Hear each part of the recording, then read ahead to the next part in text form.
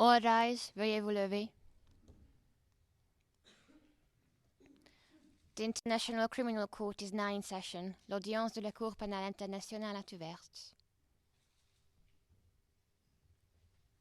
Please be seated. Veuillez vous asseoir.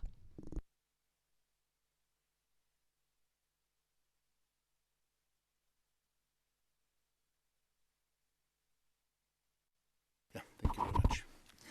Good afternoon. Bonjour à tous. Monsieur le greffier, veuillez citer l'affaire. Le greffier d'audience. Bonjour, Monsieur le Président. Situation en République de Côte d'Ivoire. Affaire le procureur contre Laurent Gbagbo et Charles Blewoodé. Référence de l'affaire ICC 0211 0115. Nous sommes en audience publique. Le Président, merci beaucoup. Donc, je suis Piotr Hofmanski, juge président pour cet appel au A10 dans l'affaire le procureur contre Laurent Gbagbo et Charles Blewoodé. Les autres juges de la chambre d'appel en l'espèce sont mesdames les juges Kuniko Ozaki et Sanjim Zamsomono Monaghan et messieurs les juges Howard Morrison et Chong Ho Chung. Je suis accompagné aujourd'hui des juristes de la division des appels, messieurs Dragan Djukic et Andoni Abato, et mesdames Nora Godkin et Jessica Protskos. Puis-je demander aux parties et participants de se présenter pour le compte-rendu? Et nous allons commencer par le bureau du procureur. Madame Brady. Bonjour, Monsieur le Président.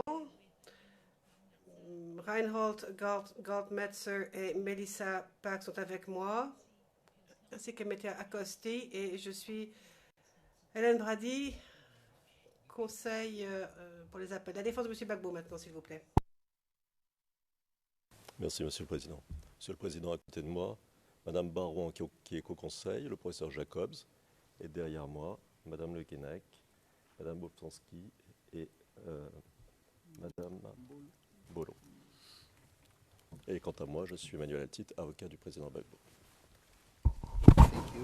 Question, merci. Les représentants légaux des victimes, s'il vous plaît, Madame Massida. Bonjour, Monsieur le Président. Les victimes participant à l'affaire sont représentées aujourd'hui par Maître Enrique Carnero-Royo, Madame Ludovica Vetruccio et moi-même, Maître Massida. Le Président, je vous remercie. Donc, la Chambre d'appel va rendre son arrêt relatif à l'appel interjeté par M. Gbagbo contre la décision de la Chambre de première instance 1, intitulée « Décision sur la détention de M. Gbagbo », rendue le 10 mars 2017. Lors du prononcé de ce résumé, j'appellerai cette décision la décision attaquée. Je vais maintenant résumer l'arrêt de la Chambre d'appel et qui a été pris à l'unanimité. Le résumé ne fait pas partie du jugement écrit et seul fait autorité la décision que l'on trouve consignée dans l'arrêt et non dans ce résumé, en ce qui concerne les raisons qui le motivent aussi. Le texte de l'arrêt rendu sera rendu à disposition pour les parties et participants à la sortie de cette audience consacrée au prononcement de cet appel et sera rendu à la fois public et confidentiel. Donc, rappel de la procédure. Monsieur Gbagbo a été placé en détention depuis sa remise à la Cour le 30 novembre 2011. Le 6 décembre 2016, la Chambre de première instance a demandé aux parties de déposer leurs arguments aux fins de l'article 60, paragraphe 3 du statut, concernant l'évolution des circonstances depuis la dernière décision de la Chambre lors de son réexamen de la détention de M. Gbagbo. Après avoir reçu les différentes écritures sur la mise en liberté provisoire, tout d'abord de l'accusation des victimes participant à la procédure et de M. Gbagbo le 3 février 2017, la Chambre des premières instances a rendu la décision attaquée le 10 mars 2017, par laquelle M. Gbagbo devait rester en détention. Le 20 mars 2017, M. Gbagbo a déposé son mémoire à l'appui de son appel et le 27 mars 2017, le procureur et les victimes participant au procès ont respectivement déposé leurs réponses. Je vais maintenant aborder le fond de l'appel. Abordons d'abord les premiers et troisièmes moyens d'appel de M. Gbagbo, étant donné qu'ils sont liés. Ensuite, je parlerai des quatrième et cinquième moyens, étant donné qu'ils portent tous deux sur les constatations de la Chambre de première instance concernant les motifs de la détention. Et ensuite, je finirai avec le deuxième moyen d'appel. Dans son premier moyen d'appel, M. Gbagbo allègue que le refus de la majorité d'examiner les arguments de la défense constitue une erreur de droit. Plus précisément, il fait valoir que ces arguments n'étaient pas la répétition d'arguments déjà présentés devant la Chambre de première instance, mais étayer la non-existence à l'heure actuelle d'un réseau de supporters pro-Gbagbo. Dans son troisième moyen d'appel, M. Gbagbo, pour l'essentiel, conteste la constatation de la Chambre de première instance sur l'existence d'un réseau de supporters et présente d'ailleurs trois arguments à l'appui de ce moyen. Tout d'abord, premièrement, que la Chambre de première instance n'a pas donné d'indication concernant la structure de ce réseau de supporters pro-Gbagbo, ni l'identité de ses membres. Deuxièmement, la Chambre de première instance n'a pas donné la moindre information sur les ressources dont disposerait ce réseau. Et troisièmement, la Chambre de première instance ne se fonde sur aucun élément quand elle avance que les membres du réseau ont l'intention d'aider M. Gbagbo à échapper à la justice. Alors, en ce qui concerne le premier moyen d'appel, la Chambre d'appel fait tout d'abord remarquer que M. Gbagbo n'a pas expressément présenté ces nouveaux arguments que la Chambre de première instance aurait négligé de prendre en compte. Et que la Chambre de première instance a bel et bien pris en compte les arguments du procureur et de M. Gbagbo visant à déterminer si ce réseau était encore opérationnel. La Chambre de première instance était donc en droit de ne pas répondre aux arguments qu'elle considérait comme répétitifs et qui avaient déjà fait l'objet de décisions précédentes. La Chambre d'appel considère donc que M. Gbagbo n'avait pas démontré que la Chambre de première instance avait commis une erreur en ne prenant pas en compte ses arguments sur le réseau. Passons maintenant au troisième moyen d'appel. La Chambre d'appel rappelle que la décision attaquée a été prise en application de l'article 60, paragraphe 3 du statut. Une chambre qui procède à l'examen périodique d'une décision de maintien en détention en application de cette disposition doit se référer à la décision de maintien en détention afin de déterminer s'il y a eu une évolution dans les circonstances l'ayant motivée. La Chambre doit aussi déterminer s'il existe des circonstances nouvelles ayant une incidence sur les conditions énoncées à l'article 58.1 du statut. L'essentiel est que la Chambre soit convaincue, lorsqu'elle rend sa décision sur son réexamen du maintien en détention, qu'il reste des motifs justifiant le dit maintien. La Chambre d'appel fait valoir que la décision de départ sur le maintien en détention, ainsi que les détentions subséquentes lors de différents réexamens du maintien en détention rendus au titre de l'article 60, paragraphe 3 du statut, contiennent des constatations sur l'organisation et les ressources dont disposent les supporters pro-Gbagbo et sur les ressources dont dispose M. Gbagbo lui-même. Comme cela est résumé dans le droit applicable mentionné précédemment, la Chambre de première instance a donc dû, dans sa décision attaquée, répondre à la question d'une éventuelle évolution des circonstances et, ce faisant, se convaincre donc que les fondements sur lesquels elle s'était appuyée pour rendre ces décisions étaient encore valables lors du nouvel examen. La Chambre d'appel considère que la Chambre de première instance s'est correctement acquittée de sa mission de réexamen en concluant que sur la base des arguments qui lui avaient été présentés, les circonstances n'avaient pas suffisamment évolué pour justifier une libération de M. Gbagbo. Certes, la Chambre de première instance aurait dû être plus explicite lorsqu'elle s'est référée aux éléments qu'elle a considérés comme étayant sa décision. Et d'ailleurs, cela est abordé plus en détail dans l'arrêt. Et dans ses décisions futures, la Chambre de première instance devra donc être plus explicite. Cette Chambre de première instance a quand même fait précisément référence aux nouvelles informations dont elle disposait avant de rendre sa décision.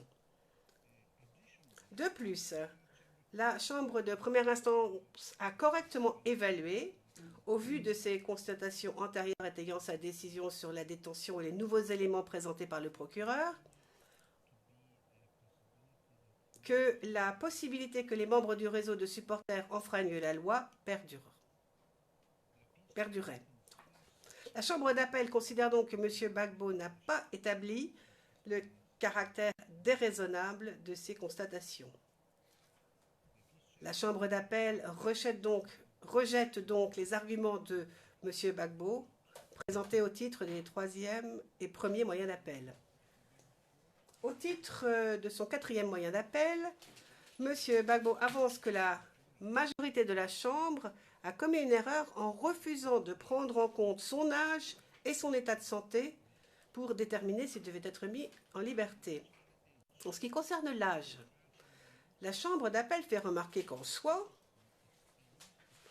l'âge avancé d'une personne ne signifie pas, per se, que cette personne ne pose pas de risque de fuite ou de risque d'entrave à la procédure. Néanmoins, sans pour avoir objectif d'énumérer toutes les circonstances où l'âge pourrait entrer en ligne de compte dans une décision portant sur une mise en liberté provisoire, la Chambre d'appel considère que l'âge est plus un facteur qui, en association avec d'autres, pourrait potentiellement pencher en faveur d'une libération, plutôt qu'un facteur qui pourrait motiver une intention de fuir.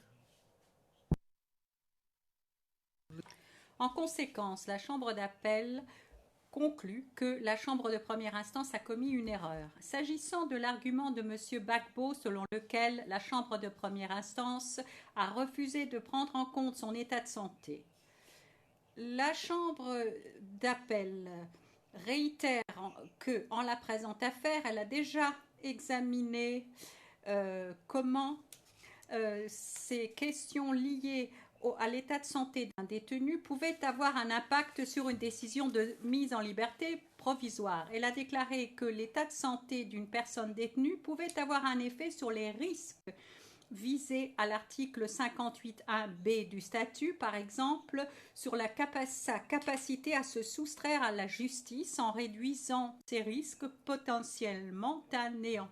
La Chambre d'appel observe qu'il ne semble pas que l'on ait pris aucune considération du dossier médical de M.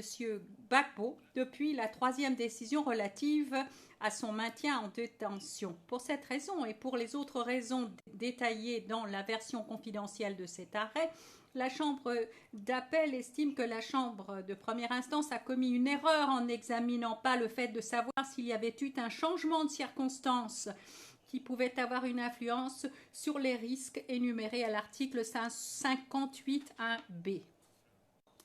Dans son 5e moyen d'appel, M. Gbagbo fait valoir que la Chambre a commis une erreur de droit en fondant son maintien en détention sur sa conviction que M. Gbagbo serait clairement incité à se soustraire à la justice, étant donné la gravité des charges qui pèsent contre lui et le fait que l'accusé nie cette responsabilité. M. Gbagbo fait valoir également que le fait que la Chambre de première instance ait considéré son rejet de toute responsabilité comme étant une raison plaidante en faveur de sa détention équivaut à une violation du principe de la présomption d'innocence et de ses droits à se défendre. S'agissant des arguments de M. Gbagbo concernant l'évaluation faite par la Chambre de première instance de la gravité des charges. La Chambre d'appel réitère dans des décisions précédentes faisant jurisprudence que la Chambre d'appel a déclaré que la gravité des charges et l'attente en résultant d'une condamnation à une peine de prison longue sont des facteurs effectivement pertinents pour les décisions en matière de remise en liberté provisoire. Ce qui est important, c'est de déterminer si un facteur donné existe bien par rapport à une personne détenue en particulier. Que les charges qui pèsent sur certains ou surtout les suspects devant la Cour n'a pas de pertinence. En effet, même si cela devait être le cas, cela n'empêche pas que les charges qui pèsent contre M. Gbagbo sont graves. La Chambre de première instance, à cet égard, n'a pas commis d'erreur en droit. S'agissant des arguments de M. Gbagbo relatifs à la référence faite par la Chambre de première instance au fait qu'il rejette toute responsabilité, cependant, la Chambre d'appel estime que la Chambre de première instance a commis une erreur. Au titre de l'article 66 du statut, M. Gbagbo doit bénéficier de la présomption d'innocence.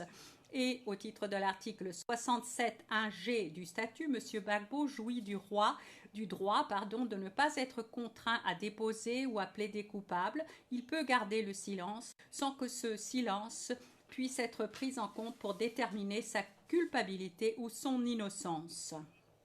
Comme le soutient M. Gbagbo, prendre en considération le fait que la personne rejette toute responsabilité dans les charges qui pèsent contre elle comme un facteur plaidant en faveur de la détention placerait indéniablement les personnes détenues dans une situation paradoxale.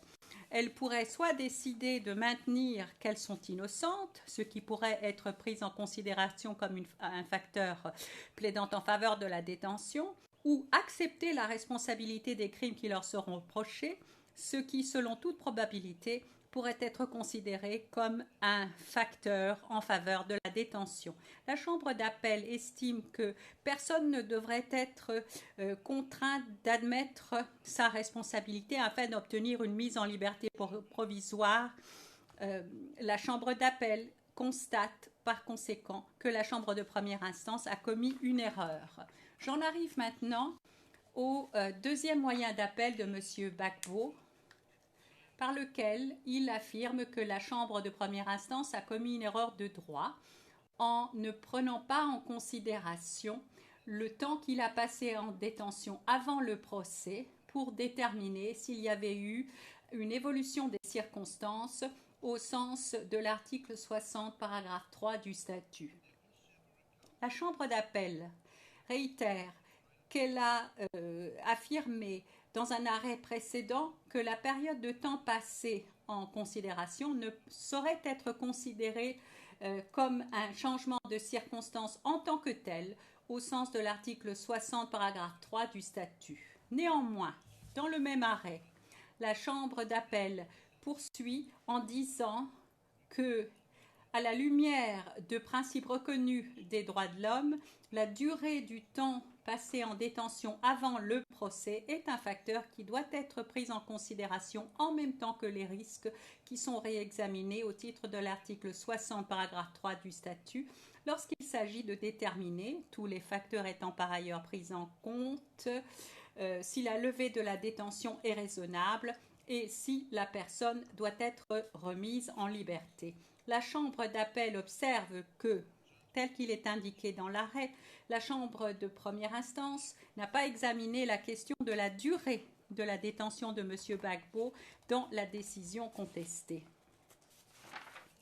La Chambre d'appel réitère également que M. Gbagbo est détenu depuis le 30 novembre 2011, que le procès a commencé le 28 janvier 2016 et que le procureur est encore en train de présenter sa preuve.